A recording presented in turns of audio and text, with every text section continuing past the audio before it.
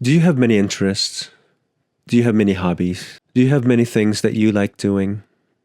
Of course you do. You're human. We are not one-dimensional. And I'm someone who takes on too many things, one might say. But there's a reason for that. In this video, I'm going to talk about hobbies and interests and skills and how to go about learning and enjoying the process.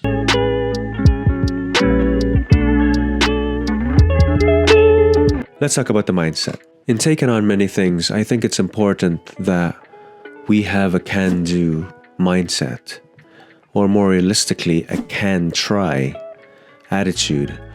And I think this is very important in order for us to take on this new thing, which is going to be hard and difficult at the beginning. But at the end of it, you will have acquired a skill that will last with you for a long time. I want to talk about talents and hard work. What is talent and what is hard work? Well, talent is this latent ability we all have, this natural gift that most of us are born with. And hard work is this applied effort, more accurately, consistently applied effort, this self-made ability, if you like. It's like most of us are born with legs, but eventually we'll have to face a world with hard surfaces on it, and so we develop the ability to walk because you must. And then you start walking and it gets easier and easier. It's difficult at first. You wobble, you trip, you fall. But then the more you do it, the more it gets easier. And you get so good at it, you don't even think about doing it. You just do. And you walk every day. Therefore, inferring from that, there is a path to development, to learning any skill, really. I know this sounds so basic, but this concept unlocked so many avenues for me. Just fill in the blank. I will be able to blank. I will be able to drive a car. I just need to drive. I will be able to play an instrument. I just need to pick up a guitar. I will write this paper. I just need to stop procrastinating. For me, learning a new skill has to tie in with identity. This identity mindset. I am, therefore I do. I am, therefore I can. Don't just say, I can play the guitar. Instead, I am a guitar player. Don't let the naysayer and the gatekeeper stop you from at least trying. You can. You are. And so do. My career guide from school used to say to me, aim for the stars. At least when you don't reach it, you'll fall on the clouds. I think that's a pretty good goal. And why do I have so many interests and take on so many hobbies? Well, one reason, it simply interests me and it's enjoyable for me. The practice is enjoyable. The process of learning is challenging and stimulating. Now that we've talked a little bit on the mindset, what are the methods? Let's talk about the process. And the first thing to do is start. Start and try and do the thing for the first time. Identify the easiest thing to do and just attempt to do it. And for this example, I'm going to teach you how to play the guitar. You can pick up a guitar. You can hold the guitar like this. That's easy to do. And maybe try and pick the easiest chord. Most beginners would play C, this chord C. And at first it's very hard to place your fingers in the right strings. And as you strum it, you get this buzzing noise because you're not pressing it properly. But then you familiarize yourself with the shape and the feel of that C chord along with your strumming. Then it will sound a bit crisp and clean. And then you move on to the next skill. Now that you've mastered that one, you learn hammer-ons. It's when you hammer on your finger after that strum pattern. Then hammer off. And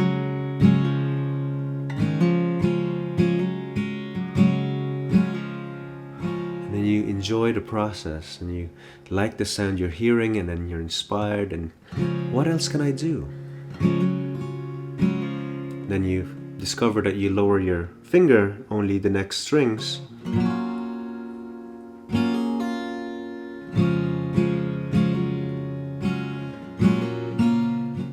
And so you continue to like what you're doing, you like what you're hearing, and then you continue to learn new things, and you keep doing it.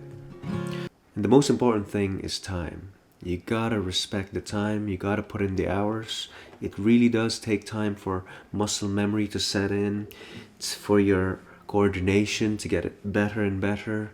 You have to keep doing it. Your brain loves repetition. Keep at the repetition. Don't just practice for 30 minutes, not even for an hour. At the very least, 2 hours.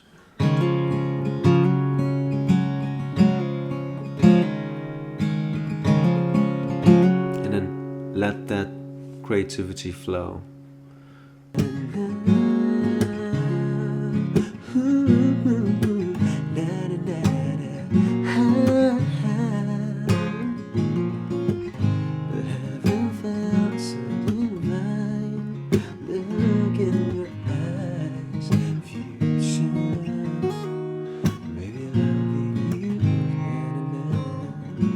Obsessed with that song. That's Marilag, song by Dianella.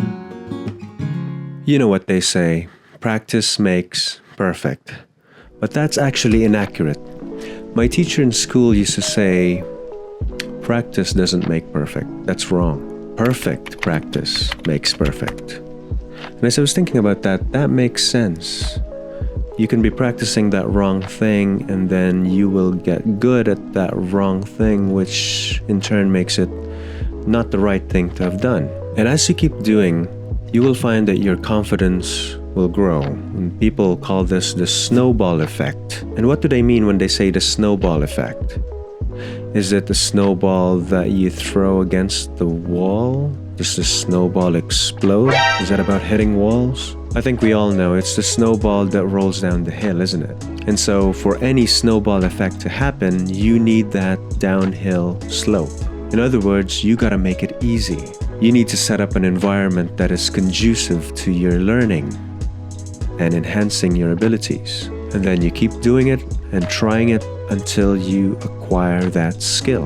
And when you unlock this skill, you'll get this sense that you've leveled up and your confidence grows. You have just become that much more useful in the world. Because, in all honesty, living in this world is really a skill issue. You can't get by without any skills. And you get so much further when you do have more skills. So that has been my experience. And I'm still on this journey. And I'm really applying my own advice here. It is a continual self-improvement. I have many hobbies, and those things are fun to do. They're very enjoyable. But there are also skills that I've learned that have become useful to my work, in my day job as a researcher, and in my other commitments, like to my local church, to my side hustle, my small business where we design and develop websites and software. And most recently, I'm just a couple of months into my PhD. And on top of that, my wife and I are thinking of building our forever home. So managing the bits and pieces has taught me a lot about project management and communication. And in all of these areas, it requires a level of proficiency in relevant skills. And I just really enjoy the process of learning. I think that's key. Because if you hate what you're doing, you're not going to continue doing it. You're going to stop. What I find really helpful is getting into the habit of saying to myself the words, I don't know. I don't know enough. Because if you think you know already, then you won't endeavor to learn. You won't put that effort. You won't listen as intently. And the little bit that you can do is overinflated. And so be a lifelong learner. There's nothing wrong with that. It takes humility and a correct view of your own current abilities. And having a correct view of your abilities is the key to improvement. You can always learn more. I will always need to learn more. So when do you add more to your interest? Do you have too much? Have I enough? I would say, if you truly enjoy it, go for it. When certain areas in your life demands it, go away and learn it. Be good at it. Don't remain stagnant. Be like a shark that must keep swimming. Otherwise, you die. That's a bit morbid. Have I thought about quitting? Have I thought about quitting certain hobbies? Many times. For example, I quit collecting Pokemon cards because that is just a big time and money sink. The thing I find in taking on hobbies is like taking on a mountain. It's exciting, there's challenge, and there's a purpose. And then there comes a point when you plateau. It's this level where you coast along and you find yourself just even coasting for a long time. For example, I've plateaued in my keyboard skills. I know I need to brush up and practice and add to that muscle memory bank. And what I find about plateaus is that this is probably the most difficult part because I'm halfway okay with a particular skill, yet I'm nowhere near to a pro. I have enough to get by. But this actually leads to a valley. And this stage is more of a mental state rather than failing at learning a skill. I would get somewhat depressed and feeling down because I think to myself, I am not good enough. I can never be good enough. And this would push me to a brink of quitting and giving up. My advice is to not stay too long in this stage. Look up, look for that rock, and grab it and pull yourself up. Start climbing. Because you really haven't failed. You're just learning. So fail often and keep on learning. Maybe you just need to pivot to another skill. Park this one at the side for now and take on another hobby. But whatever you do, don't lose your spark. Get inspired again. Surround yourself with positively reinforcing people. Find good friends that will cheer you on. And the last advice I'd give, and I'm giving this to myself, is to be content. This is different to the plateau stage. Be happy with your progress, your rate of development. You have your own pace.